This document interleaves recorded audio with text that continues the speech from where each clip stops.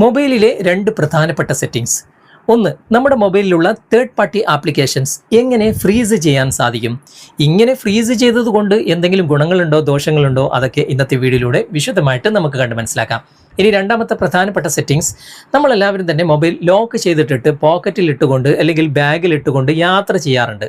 എന്നാലും യാത്രയിൽ എപ്പോഴോ മൊബൈൽ ഓട്ടോമാറ്റിക്കായിട്ട് ഓണായി പോകുന്നുണ്ടാകും, കോൾ പോകുന്നുണ്ടാകും, ആപ്ലിക്കേഷൻസ് ഓൺ ആകുന്നുണ്ടാകും. ഇതൊന്നും നമ്മൾ അറിയുക പോലും ഉണ്ടാകില്ല.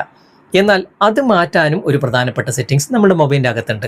അപ്പോൾ ഈ രണ്ട് സെറ്റിംഗ്സും നിങ്ങളുടെ മൊബൈലിൽ ഉണ്ടോ എന്ന് നോക്കുക. ഓരോ മൊബൈലിലും ഓരോ രൂപത്തിലായിരിക്കും സെറ്റിംഗ്സ് ഉണ്ടാകുക. ഞാൻ ഇന്ന് 2 മോഡൽ മൊബൈലിൽ ഈ സെറ്റിംഗ്സ് കാണിക്കുന്നുണ്ട്. അപ്പോൾ നിങ്ങളും ചെക്ക് ചെയ്ത് നോക്കുക, എന്നിട്ട് അതിൻ്റെതായ മാറ്റങ്ങൾ വരുത്തുക. സമയം കളയാതെ നമുക്ക് പെട്ടെന്ന് തന്നെ വീഡിയോയിലേക്ക് പോകാം. ഞാനിവിടെ റിയൽമിയുടെ മൊബൈൽ എടുത്തിട്ടുണ്ട്. രണ്ടാമത്തെ സെറ്റിംഗ്സ് നമുക്ക് ആദ്യം പരിശോധിക്കാം. അതിനായിട്ട് മൊബൈലിലെ സെറ്റിംഗ്സ് ഓപ്പൺ ചെയ്തതിന് ശേഷം താഴേക്ക് വന്നു കഴിഞ്ഞാൽ ഇവിടെ ആക്സസിബിലിറ്റി ആൻഡ് കൺവീനിയൻസ് എന്ന ഭാഗം കാണാൻ സാധിക്കും. അവിടെ നമുക്കൊന്ന് ക്ലിക്ക് ചെയ്യാം. എന്നിട്ട് കുറച്ചുകൂടി താഴേക്ക് വന്നു കഴിഞ്ഞാൽ ഇവിടെ നിങ്ങൾക്ക് കാണാൻ സാധിക്കും പോക്കറ്റ് മിസ്മാച്ച് പ്രിവെൻഷൻ എന്ന ഈ ഒരു ഓപ്ഷൻ. ഇത് ഓഫിലാണെങ്കിൽ ഇതൊന്ന് ഓൺ ചെയ്ത് കൊടുക്കുക. ഇവിടെ തന്നെ വ്യക്തമായിട്ട് എഴുതിയിട്ടുണ്ട്, നിങ്ങൾ മൊബൈൽ ലോക്ക് ചെയ്ത അവസ്ഥയിൽ പോലും പോക്കറ്റിലോ ബാഗിലോ ഇട്ടിട്ട് യാത്ര ചെയ്യുമ്പോൾ ഓട്ടോമാറ്റിക്കായിട്ട് ഓൺ ആകാതിരിക്കാനാണ് ഈ ഒരു സെറ്റിംഗ്സ് ഓൺ ആക്കാൻ പറയുന്നത്. ഇനി സാംസങ് മൊബൈൽ ഞാൻ എടുത്തിട്ടുണ്ട്, അതിലെ സെറ്റിംഗ്സ് ഓപ്പൺ ചെയ്യാം. എന്നിട്ട് ഇവിടെ ആക്സസിബിലിറ്റി എന്ന ഓപ്ഷൻ ഓപ്പൺ ചെയ്യുക. എന്നിട്ട് ഇവിടെ ഏറ്റവും മുകളിൽ റെക്കമെൻഡഡ് ഫോർ യു എന്ന ഈ ഒരു ഭാഗം കാണാൻ സാധിക്കും. അവിടെ ക്ലിക്ക് ചെയ്തിട്ട് ഇവിടെ സെറ്റിംഗ്സ് എന്ന ഭാഗമുണ്ട്, അതൊന്ന് നിങ്ങൾ ക്ലിക്ക് ചെയ്യുക. എന്നിട്ട് കുറച്ച് താഴേക്ക് വന്നു കഴിഞ്ഞാൽ ഇവിടെയും അതേ ഓപ്ഷൻ കാണാൻ സാധിക്കും. ആക്സിഡന്റൽ ടച്ച് പ്രൊട്ടക്ഷൻ എന്നാണ് ഇവിടെ എഴുതിയിട്ടുള്ളത്. അതാണ് ഞാൻ പറഞ്ഞത്, ഓരോ മൊബൈലിലും സെറ്റിംഗ്സ് വ്യത്യാസമുണ്ട്. ഇതും നിങ്ങൾ ഓൺ ചെയ്യുക. ഇവിടെയും വ്യക്തമായിട്ട് ആ കാര്യങ്ങളൊക്കെ എഴുതിയിട്ടുണ്ട്. ഓക്കെ, ഇനി ഞാൻ ആദ്യം പറഞ്ഞ സെറ്റിംഗ്സ്, അതായത് തേർഡ് പാർട്ടി ആപ്ലിക്കേഷൻസ് എങ്ങനെ നമുക്ക് ഫ്രീസ് ചെയ്യാൻ സാധിക്കും. അതിനായിട്ട് ഇതിൽ തന്നെ കുറച്ച് താഴേക്ക് വന്നു കഴിഞ്ഞാൽ പ്രോസസ് മാനേജർ എന്ന ഓപ്ഷൻ കാണാൻ സാധിക്കും.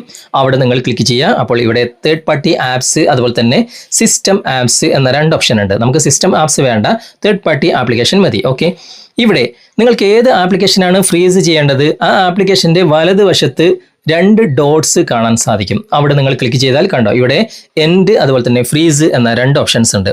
അങ്ങനെ നമ്മൾ ഫ്രീസ് ചെയ്യുമ്പോൾ എന്താണ് സംഭവിക്കുക, അതുമായിട്ട് ബന്ധപ്പെട്ട കാര്യങ്ങളൊക്കെ നമുക്ക് ഇവിടെ തന്നെ വലതുവശത്ത് മുകളിൽ ഒരു ഐ ബട്ടൺ ഉണ്ട്. അവിടെ ക്ലിക്ക് ചെയ്ത് കഴിഞ്ഞാൽ വിശദമായിട്ട് ഇവിടെ എഴുതിയിട്ടുണ്ട്. 4 കാര്യങ്ങളാണ് ഇവർ പറയുന്നത്. ഇതിൽ ഇംഗ്ലീഷിലാണ് എഴുതിയിട്ടുള്ളത്. നിങ്ങൾക്കത് മനസ്സിലാകുന്നില്ല എങ്കിൽ ഹോം ബട്ടൺ ലോങ് പ്രസ് ചെയ്തിട്ട് ഇതൊന്ന് മാർക്ക് ചെയ്തിട്ട് സർക്കിൾ ടു സെർച്ച് എന്ന് പറയും. ഇതിങ്ങനെ മാർക്ക് ചെയ്യുക. നിങ്ങളുടെ മൊബൈൽ ആ ഓപ്ഷൻ ഉണ്ടോ എന്നറിയില്ല. ഇവിടെ സെലക്ട് ടെക്സ്റ്റ് എന്ന ഓപ്ഷൻ ഉണ്ട്. അവിടെ ക്ലിക്ക് ചെയ്ത് കഴിഞ്ഞാൽ ട്രാൻസ്ലേറ്റ് എന്ന ഭാഗം കാണാൻ സാധിക്കും. അവിടെ ക്ലിക്ക് ചെയ്യുക. ഇവിടെ ഇംഗ്ലീഷ് ആയിരിക്കും ഉണ്ടാകുക, അത് മാറ്റിയിട്ട് മലയാളം സെലക്ട് ചെയ്യുക, അല്ലെങ്കിൽ സെർച്ച് ചെയ്തിട്ട് മലയാളം എടുക്കാം നിങ്ങൾക്ക്. ഓക്കെ, ഇവിടെ 4 കാര്യങ്ങൾ ഇംഗ്ലീഷിലുണ്ട്. അതിൻ്റെ താഴെയായിട്ട് 4 കാര്യങ്ങൾ മലയാളത്തിൽ തർജ്ജമ ചെയ്തിട്ട് നമുക്ക് ലഭിക്കും. ഇവിടെ ഉള്ളത് പതിവ് ചോദ്യങ്ങൾ. ഒരു പ്രക്രിയ അവസാനിപ്പിച്ചതിന് ശേഷം എന്ത് സംഭവിക്കും? നിങ്ങളുടെ ഫോൺ സ്റ്റോറേജ് ശൂന്യമാകും, നിങ്ങളുടെ സിസ്റ്റം കൂടുതൽ സുഗമമായി പ്രവർത്തിക്കും. അതാണ് ഒന്നാമത്തെ കാര്യം. ഇനി രണ്ടാമത്തത്, ഒരു പ്രക്രിയ അവസാനിപ്പിക്കുന്നത് ബാറ്ററി പവർ ലാഭിക്കാൻ സഹായിക്കുമോ? അതെ, ചില അനാവശ്യ പ്രക്രിയകൾ അവസാനിപ്പിക്കുന്നത് നിങ്ങളുടെ ബാറ്ററി ആയുസ് വർദ്ധിപ്പിക്കാൻ സഹായിക്കും.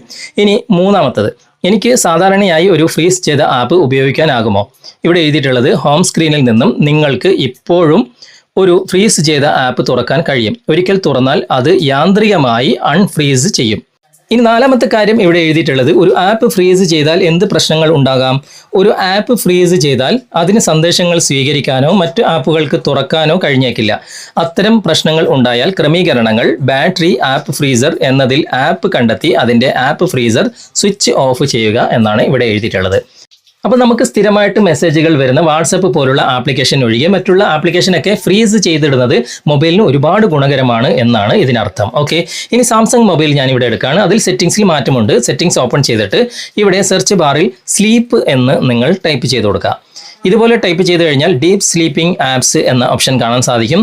അത് നിങ്ങൾ സെലക്ട് ചെയ്യുക. വീണ്ടും ഡീപ്പ് സ്ലീപ്പിംഗ് ആപ്സ് എന്ന ഭാഗം കാണാൻ സാധിക്കും. അത് നിങ്ങൾ സെലക്ട് ചെയ്ത് കഴിഞ്ഞാൽ നിങ്ങൾ ഇൻസ്റ്റാൾ ചെയ്ത് വെച്ച എല്ലാ തേർഡ് പാർട്ടി ആപ്ലിക്കേഷനും ഇവിടെ കാണാൻ സാധിക്കും. ഞാനിപ്പോൾ കുറച്ച് ആപ്ലിക്കേഷൻ ഡീപ്പ് സ്ലീപ്പിംഗിലേക്ക് മാറ്റിയിട്ടുണ്ട്. ഓക്കെ, ഇനി വീണ്ടും നിങ്ങൾക്ക് ആപ്ലിക്കേഷൻ മാറ്റണം എന്നുണ്ടെങ്കിൽ ഇവിടെ പ്ലസ് ഐക്കൺ ഉണ്ട്. അവിടെ ക്ലിക്ക് ചെയ്തിട്ട് ഏതൊക്കെ ആപ്ലിക്കേഷനാണ് നിങ്ങൾക്ക് ഡീപ്പ് സ്ലീപ്പിംഗ് മോഡിലേക്ക് മാറ്റേണ്ടത് അതൊക്കെ ഇങ്ങനെ സെലക്ട് ചെയ്തിട്ട് ആഡ് കൊടുത്താൽ മതി. ഓക്കെ, ഇതിലും വാട്സപ്പ് പോലുള്ള സ്ഥിരമായിട്ട് നമുക്ക് മെസ്സേജ് വരുന്ന ആപ്ലിക്കേഷൻസ് നമ്മൾ ഒഴിവാക്കി വെക്കുന്നത് വളരെ നല്ലതായിരിക്കും. ഓക്കെ, അപ്പോൾ ഇങ്ങനെ ചെയ്യുന്നത് കൊണ്ട് നമുക്ക് ഒരുപാട് ഗുണങ്ങളുണ്ട്. മൊബൈൽ വളരെയധികം സ്പീഡോട് കൂടി നമുക്ക് ഉപയോഗിക്കാൻ സാധിക്കും. അതുപോലെ തന്നെ ബാക്ക്ഗ്രൗണ്ടിൽ ആപ്ലിക്കേഷൻ റൺ ആകുകയില്ല.